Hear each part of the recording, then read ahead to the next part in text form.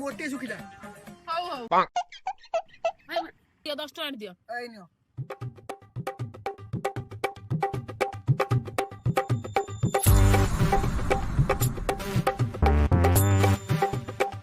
जाऊ जाऊ होता तो सुखिला और दे दियो अच्छा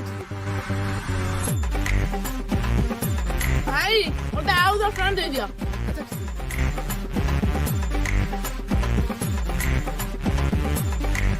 भाई होता आउ 10 टଙ୍କା दे दियो अच्छा ठीक